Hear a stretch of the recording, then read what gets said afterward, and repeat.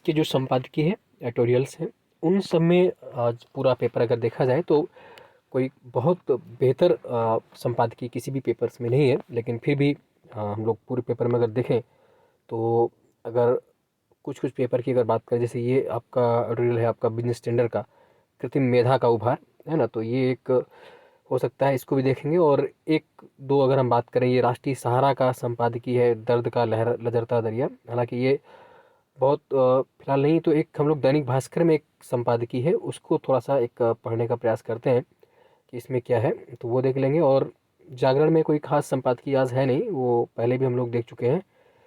तो G20 वाले लगातार आजकल आ रहे हैं और G20 पे है, डेली ऐसा बनता रहता है, वो आप देख पाएंगे। नवभारत टाइम्स में भी कोई बेहतर नहीं है। हालांकि ये दैनिक भास्कर में आया हुआ है, इसको देख लेते हैं। जलवायु परिवर्तन का संबंध खान पान की आदतों से भी है, तो ये इसलिए बेहतर है, क्लाइमेट चेंज पर आप लगातार चाहे लिखते हैं, आप चाहे जीएस की बात करें या हम निबंध की बात करें, और ये आपका जीएस पेपर 3 से भी संबंधित है। तो जलवायु परिवर्तन पर कल भी हम डिस्कस किया था और लगातार आ रहा है, तो आपको ऐसे ही लिखने पड़ते हैं। तो आप पहले तो मिस्र के शर्म एल शेख में हाल ही में हुई COP27 कॉन्फ्रेंस ऑफ पार्टीज 27, देखो प्री का क्वेश्चन भी हो गया कि कॉन्फ्रेंस ऑफ पार्टीज 27 हाल ही में कहाँ पर हुई थी, मिस्र के शर्म एल शेख में हुई थी। अब इसमें क्या है, इस मैसेज में कि दौरान जलवायु परिवर्तन संबंधित हर विषय पर ब्यौरेवार बात की गई, केवल एक ही विषय को छोड़ दिया गया था, उस पर ये बात कर रहे हैं राइटर्स, कि जबकि सबसे ज़्यादा जरूरी था, मतलब सब पर बात हुई और जो मुद्दा छोड़ दिया गया था वो उस मुद्दे पर बात कर रहे हैं कि इसको छोड़ दिया गया। क्या छोड़ दिया गया? कि पर्यावरण पर हो रहे दुष्प्रभावों के लिए सबसे ज़्यादा जिम्मेदार क्या है? मांस उद्योग है। ये बता रहे हैं कि जो इन्वायरमेंट पे चेंज हो रहे हैं उसमें सबसे ज़्यादा फर्क किस पर पड़ेगा, सबसे ज़्यादा निगेटिव फर्क कौन डाल रहा है, तो बता रहे हैं कि मीट इंडस्ट्री डाल रही है, मांस उद्योग। देखिए क्या है, United Nations Food and Agriculture Organization या AFO के मुताबिक दुनिया के कार्बन उत्सर्जन में अकेले मांस उद्योग का योगदान कितना है? 15% है। आप इसको नोट भी कर लीजिएगा, अपने डाटा में डालेंगे भी इसको, कि कार्बन उत्सर्जन, पूरे वर्ल्ड का जो कार्बन उत्सर्जन है उसमें 15% योगदान किसका है? सिर्फ और सिर्फ मांस उद्योग का है, मीट इंडस्ट्री का है।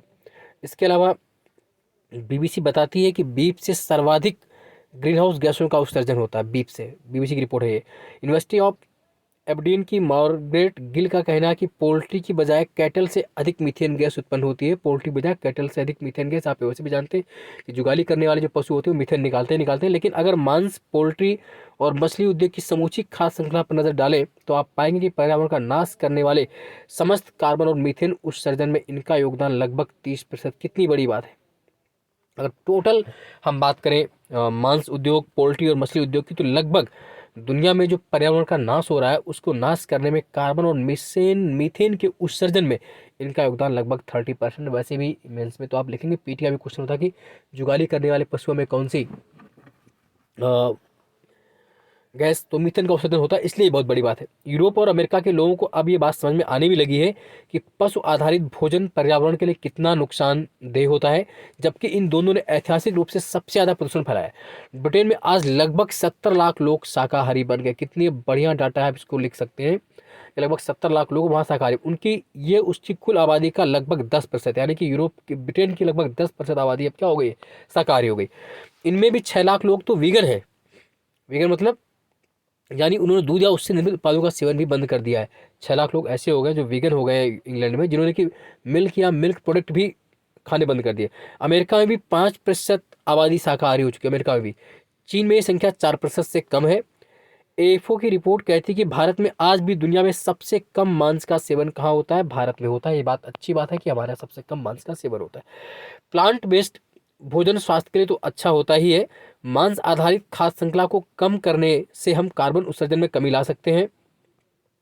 फोर्ब्स में डेविड वेटर की एक रिपोर्ट के मुताबिक मांस के लिए किसी पशु की हत्या करने में जो अनैतिकता छिपी है उसके बारे में सदियों से बहस की जा रही है, लेकिन हाल के सालों में इससे जलवायु परिवर्तन का परिप्रेक्ष्य भी जुड़ गया है। बहुत बड़ी बात है कि अनेकता वाला मुद्दा तो था ही था, लेकिन अब क्लाइमेट चेंज, जलवायु परिवर्तन का जो मुद्दा जुड़ गया है, जिसके बाद मांसाहारी और दुविधा में पड़ गए हैं। जलवायु वैज्ञानिकों ने चेताया कि केटल और डेयरी फार्मिंग पर्यावरण के लिए घोर नुकसानदायक है। पर्यावरण के लिए कैटल और डेयरी फार्मिंग बहुत बड़ा नुकसानदायक है। इसमें उत्पादन की हर प्रक्रिया में ग्रीन हाउस गैसों का भारी मात्रा में उत्सर्जन होता है। पिछले महीने कार्बन बीप नामक यूके की एक क्लाइमेट चेंज वेबसाइट को, इसने कार्बन बीप नामक एक साइट है, क्लाइमेट चेंज वेबसाइट है यूके की, एक डाटा जारी किया। उस डाटा में उन्होंने क्या बताया देखिए, जिसमें बताया गया कि मांस और दूध उद्योग हर साल 7.1 गीगा टन ग्रीन हाउस गैसों का उत्सर्जन करता है। मांस और दूध उद्योग हर साल लगभग 7.1 गीगा टन ग्रीन हाउस गैसों का उत्सर्जन करता है। ये मानव जनित उत्सर्जन का लगभग 14.5% है। क्या गजब डाटा है कि मानव जनित उत्सर्जन का लगभग 14.5% खाली मांस और दूध उद्योग से आ रहा है और लगभग 7.1 गीगाटन ग्रीन हाउस गैसेस निकलती। इसमें भी बीफ का योगदान सबसे बढ़कर है। 1 किलो बीफ के उत्पादन के लिए 60 किलो ग्रीन हाउस गैसों का उत्सर्जन होता है। यानी कि 1 किलो बीफ के उत्पादन के लिए आपको 60 किलो ग्रीन हाउस गैसों का उत्सर्जन होता है। यानी भेड़ के मांस से 2 गुना अधिक। मवेशियों से उत्पन्न होने वाली मीथेन गैस कार्बन डाइऑक्साइड की तुलना में 34 गुना अधिक प्रभावी होती है। गजब है ना। साथ ही मांस उद्योग द्वारा जंगलों कटाई आदि भी की जाती है ताकि मवेशियों के लिए चारे का बंदोबस्त किया सके।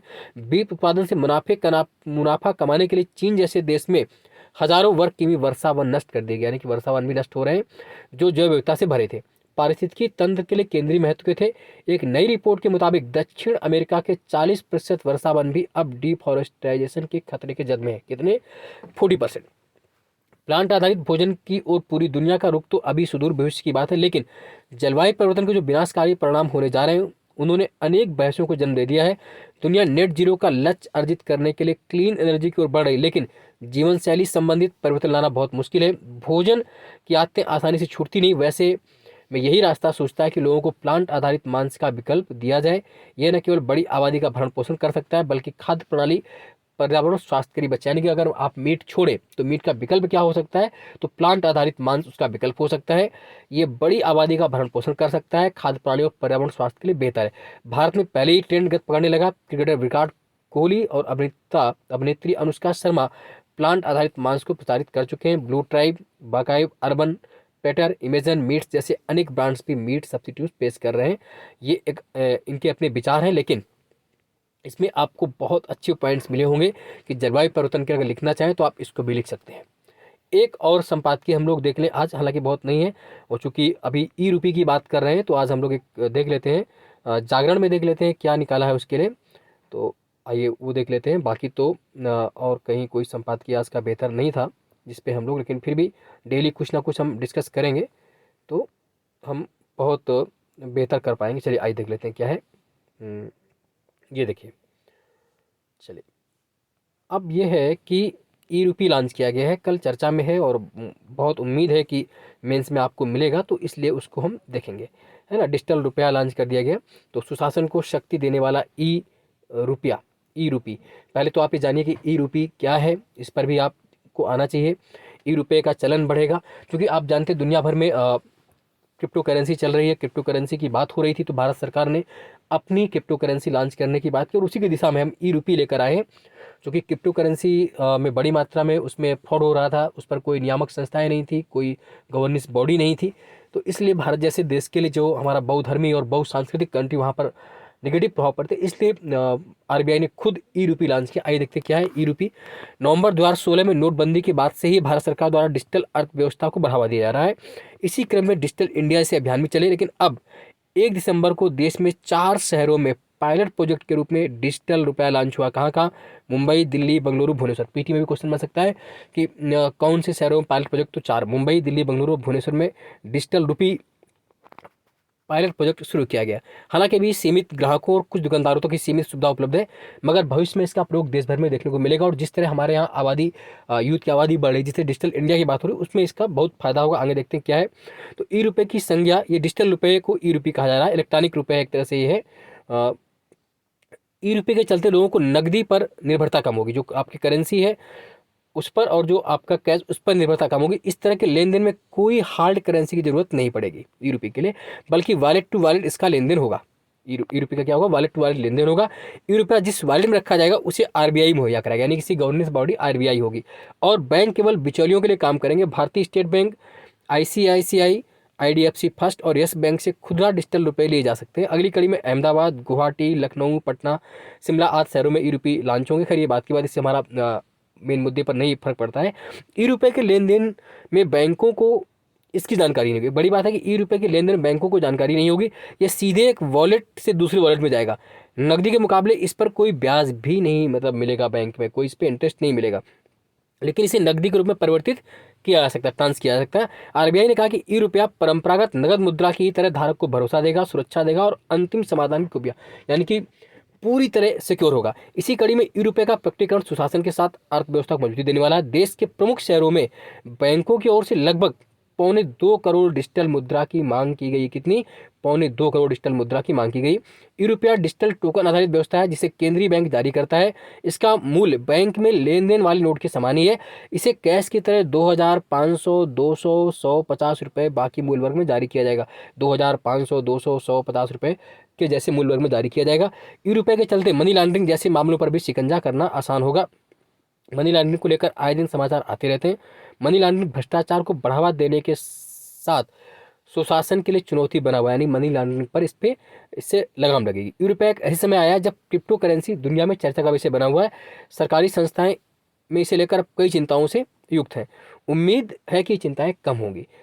Confederation of all India traders ने डिजिटल मुद्रा शुरू करने के लिए रिजर्व बैंक के निर्णय का स्वागत किया है, पर ई रुपये को अपनाने के लिए व्यापारिक समुदाय के बीच एक राष्ट्रव्यापी आंदोलन शुरू करना होगा। इस पर कोई दुविधा नहीं कि ई रुपये का प्रभाव जैसे जैसे बढ़ेगा, नकदी के प्रबंधन में भी कमी आएगी। जाहिर है कि लोगों के जेब में नगद लेकर चलने की जरूरत नहीं रहेगी। अब नगद ई रुपया बिना इंटरनेट कनेक्टिविटी के भी काम करेगा। बहुत बड़ी बात है कि इसके लिए इंटरनेट की भी जरूरत नहीं होगी, तो जो कि हमारी ऊर्जा को भी कम खपत करेगा। इंटरनेट कनेक्टिविटी काम करे बिना के भी काम करेगा। इसके चलन से डिजिटल इकोनॉमी, डिजिटल अर्थव्यवस्था को मजबूती मिलेगी। इसके लिए सरकार वर्षों से प्रयासरत है। अब इसके कुछ नेगेटिव पॉइंट भी होंगे। तो ई रुपये के चलन से होने वाले नुकसान की बात कर लें तो एक तो इससे पूरी तरह प्राइवेसी संभव नहीं होगी, निष्ठा संभव नहीं होगी, ये कहना मुश्किल होगा क्योंकि ये सरकार की निगरानी में संचालित होगा। दूसरा, ई रुपया पर कोई ब्याज नहीं होगा, कोई इंटरेस्ट नहीं होगा, तो लोग क्यों इसके लिए आगे बढ़ेंगे। आरबीआई ने साफ किया है कि डिजिटल रुपये पर ब्याज अगर दिया था तो बाजार में अस्थिरता आ जाती, क्योंकि बचत खाते में जमा राशि पर निर्धारित ब्याज मिलता है, इसीलिए तो लोग पैसे रखते हैं। अगर इसमें पैसे नहीं मिलेगा तो लोग इसकी तरफ क्यों आगे जाएंगे। तो अब सरकारी आरबीआई ये कहती है बचत खाते में जमा होने पर राशि ब्याज मिलती है, और ऐसे में अगर ई रुपये पर ब्याज दिया जाता तो बचत खाते से पैसे निकालकर डिजिटल करेंसी में बदलने का सिलसिला चल पड़ेगा। ई रुपये का पायलट प्रोजेक्ट करीब 1 महीना चलेगा। इसके बाद ही इसके विस्तार से जुड़ी चुनौतियां और कमियों का ठीक से अंदाजा लगेगा। ई रुपया पारंपरिक मुद्रा का एक डिजिटल संस्करण है। ई गवर्नेंस का शाब्दिक अर्थ ऑनलाइन सेवा है। लोकतांत्रिक देशों में सरकारें लोक सशक्तिकरण प्राप्त के लिए एड़ी चोटी का जो लगाती रही, वो तो सब इसमें बात है कि मतलब क्या क्या हमने किया है। 2005 में RTI, 2006 में राष्ट्रीय गवर्नेंस आया, और अब डिजिटल ई रुपये। तो इससे आप ये पूरा पढ़िए, और डिजिटल ई रुपये में क्या पॉजिटिव और क्या नेगेटिव ये भी आप सोच के रखिए। और आज कोई खास संपादकीय इसके अलावा है भी नहीं, ये दोनों आज के लिए डिस्कस किए हमने। इसका PDF आप टेलीग्राम ग्रुप ज्वाइन कर लें, अनुपम सर GS ग्रुप, वहाँ पर PDF भी मिल जाएगा। और चैनल सब्सक्राइब भी कर लें, बताते रहें, कमेंट्स भी करें, तो इसको हम कंटिन्यू करेंगे। आज के लिए इतना ही। जय हिंद, जय भारत, धन्यवाद।